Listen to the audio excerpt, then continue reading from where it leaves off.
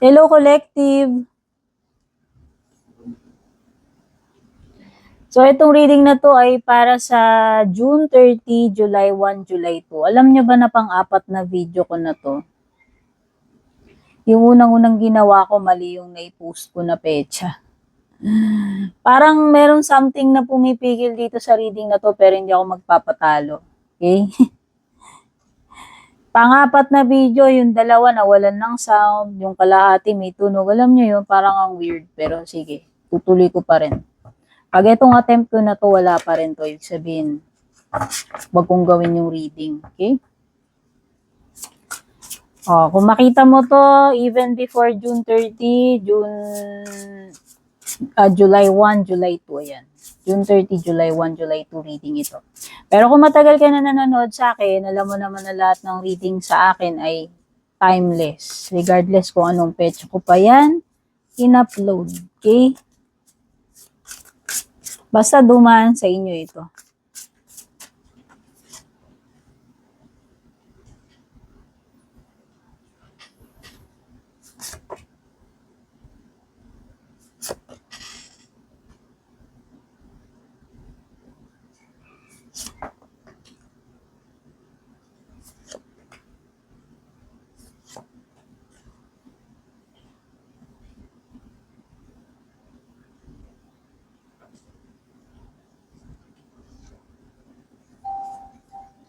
Okay, sa bottom ng deck mo, Hangman reversed. Si ano to, Pisces energy. Meron ka ring star card which is Aquarius energy.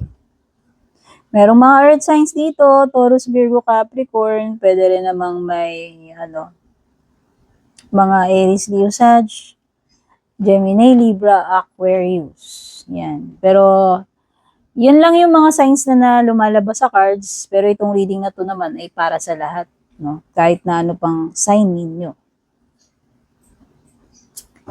So, dito sa ilalim ng deck mo, nakikita ko rito na matatapos na yung period of pause or waiting. Ayan, magkakaroon na uli ng continuation. Ano man yung mga bagay na naput on hold, natenga, matatapos na yung waiting period na yan. Okay?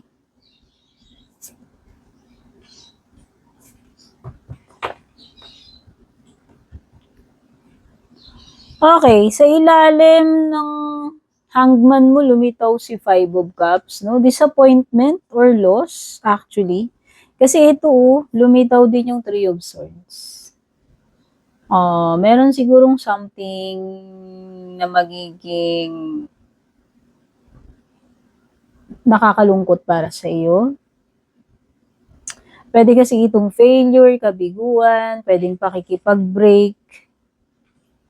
Basta meron something dito na nakakalungkot, nakakapanghinayang kasi Five of Cups nandoon yung regret, alam mo yun. Nandun yung loss, yung regret, yung disappointment, nandoon yung mahirap tanggapin.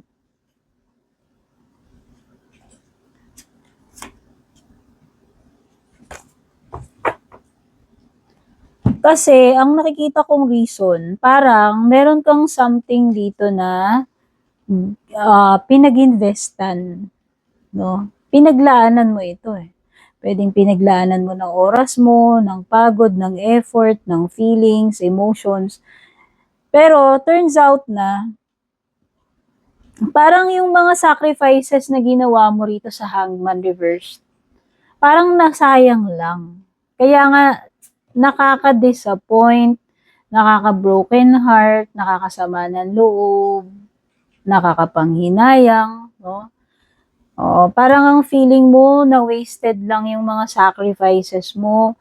Ayan, feeling mo na nasayang lang yung oras mo, nasayang lang yung emotions mo, yung time mo. Yun yung reason mainly ng ng bakit ka mabobroken heart na disappoint, no? Pwedeng sa love life mo yan, pwedeng sa pera, sa career, or ewan ko, depende kasi general reading ito. Ayan na-disappoint ka kasi parang nung una, hopeful ka, ang ganda-ganda ng mga expectations mo rito, akala mo may potential, no? Kaso, parang ang nangyari, nasayang lang, nabaliwala lang lahat. So, parang ngayon, ang feeling mo with the star card reverse, wala nang pag-asa, ano? Parang nawalan ka na ng ano dito eh, nawalan ka na ng gana, nawalan ka na ng faith dito sa bagay na to.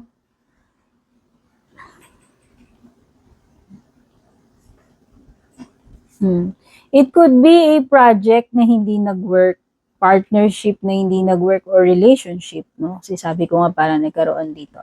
Pwede kasing nagkaroon ng betrayal, oo. Pwedeng nagkaroon ng third party, betrayal, pag-cheat, lies, deception. Kaya nga hindi mo in-expect na mabibetray ka, magagawa sa'yo nitong tao na to yun. Okay? Hindi mo in-expect. Siguro yung iba sa inyo, pwedeng business partnership na hindi nag-work, pwedeng project na nag-fail, pwede, no?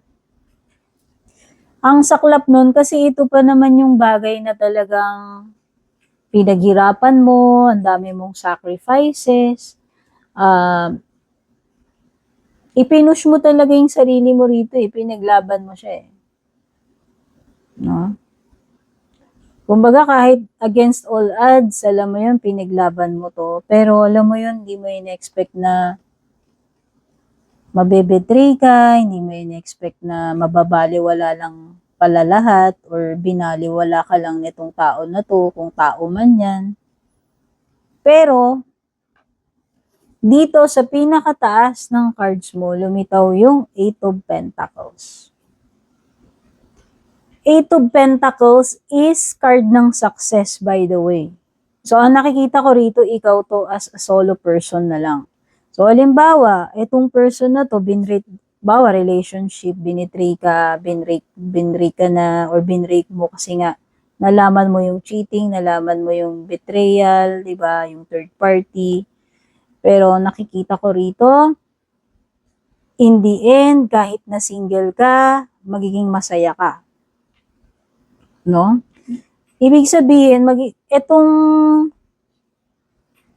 itong taong nawala sa'yo, pwedeng hindi na kasi siya hindi na talaga siya destined na maging part ng future mo. No? So, nakikita ko dito in the future or near future, magiging happy ka sa iyong success. Okay, yung iba rito maaaring nagkaroon ng failure dun sa ginawa ninyong project or whatever, investment, hindi kayo naging successful nung una, pero yung ending card mo in the future is maganda. No? Kasi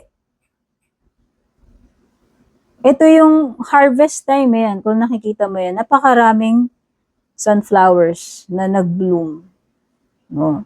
So, ibig sabihin, nung una iniisip mo, nasayang lang lahat ng pinaghirapan mo. Pero, turns out, plot twist, hindi naman pala. Kasi balang araw, yung mga yon, yung mga nasimulan mo na bagay na yon, mag-grow ka rin, magiging successful ka rin, no? Siguro sa una, meron talagang may failure ka naranasan. Pero, ang nakikita ko sa future or near future mo, ma-achieve mo pa rin eh, yung success mo eh. Hindi na nga lang kasama yung mga taong nakasama mo before, kasi nga sabi ko nga, hindi na sila part nung future mo talaga. Ang nakikita ko rito, ikaw being self-made. Ikaw na na-achieve mo yung success na yan, sarili mong pagsisikap. Okay? Kasi hindi talaga lahat ng tao makakasundo mo rito sa Three of Pentacles eh. Hindi talaga lahat ng tao meant na magstay sa buhay mo, na makasama mo hanggang ma-reach mo talaga yung period ng iyong success. Okay? So, ito pa rin ay huwag kang ma-discourage kung merong mga bagay na hindi maganda yung naging outcome, hindi ka naging successful sa una, or iniwan ka, hindi nag-work yung pakikisama mo sa ibang tao na yan. No? Kasi ibig sabihin nun, hindi talaga sila magiging part nung success story mo sa dulo. And ang nakikita ko rito, in the end, in the future, ma-achieve mo rin yung success na yan. And magiging happy ka sa results ng mga pinaghirapan mo. Aanihin mo yung mga pinaghirapan mo rito. Okay? So, yan yung mga na-pick up kong energies. Thank you so much. At kung gusto nyo mag-avail ng private reading sa akin, kayo po ang magsadya sa akin, kayo mismo ang mag-PM. Mag-ingat sa mga fake, mga nag-a-add friend, nauunang mag-chat, mag-message. Pag may ganon, kahit sa ang platform, hindi ako. Yung Purple Teen official FB page, may check sa dulo. Meta verified, wala nang iba. Kayo ang mag-PM, okay? At kung nakarelate man kayo, nagustuhan nyo, pa-leave na lang ako ng like, pa-comment, pa-share, pa-follow and subscribe na rin po. At kung gusto nyo rin itong aking bracelet na suot-suot, ayan. Ayan. Ito ay non-tarnished. 2 colors available. Ayan. As you can see, meron ditong silver tsaka gold. Ito yung details niya. Meron parang siyang palawit na bilog. Tapos, adjustable yan. Hinihila lang. Hindi siya yung di-hook. So, hindi ka na mahihirapang mag-hook-hook. Ayan. Pwede mo na siyang i-adjust, luwagan, sikipan sa gusto mo. At mura lang yan. Kung saan yan mabibili, tingnan nyo dyan sa comment section or somewhere dito sa screen. Baka magpa-pop up dyan or sa ibaba.